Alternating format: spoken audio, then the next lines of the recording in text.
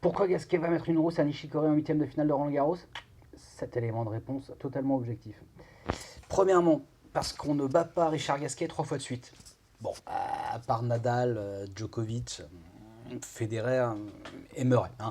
Les chiffres parlent d'eux-mêmes. À part les membres du Big Four, Gasquet n'est pas du genre à aligner les défaites face à un même adversaire. Grâce à une science tactique hors du commun et à sa maîtrise parfaite de tous les coups du tennis, surtout le revers, le Français apprend de ses défaites pour trouver des solutions pour le prochain match. Tremble, Nishikori. 2. Parce qu'on ne bat pas impunément Gasquet 2 fois de suite sans en payer le prix. Que tout le monde en soit bien conscient. Richie déteste la défaite. Chaque match perdu est ruminé de longues semaines. Alors tremble, Nishikori. 3. Parce que Gasquet a fait exprès de perdre 2 fois de suite face à Nishikori pour mettre toute la pression sur le japonais.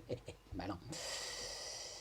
Si Richie était surnommé le petit Mozart du tennis au début de sa carrière, force est de constater que le Biterrois est devenu aujourd'hui un véritable renard des surfaces en terre battue. Ces 2 défaites sèches contre Nishikori à Madrid et à Rome font partie d'une stratégie évidente. Tremble, Nishikori.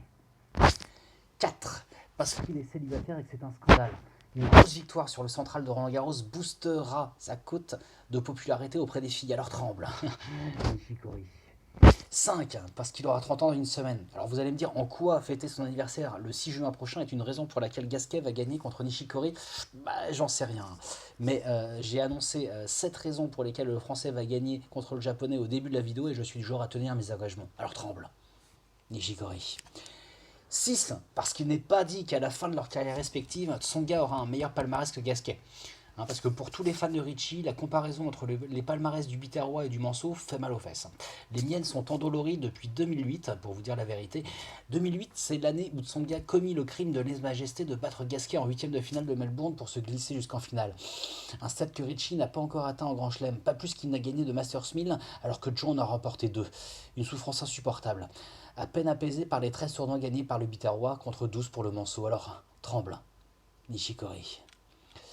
Et enfin 7, parce que sa revanche contre Wawrinka se profile à l'horizon. Hein, perdre 8-6 au 5e set d'un match que Gasquet menait 2 manches à 0 est une blessure difficile à cicatriser. C'était il y a 3 ans, en 8e de finale de Roland-Garros, et Wawrinka aura le culot supplémentaire de gagner la Coupe Davis l'année suivante au nez et à la barbe du Français. Putain de bordel de merde, maugrait le Biterrois depuis ce jour.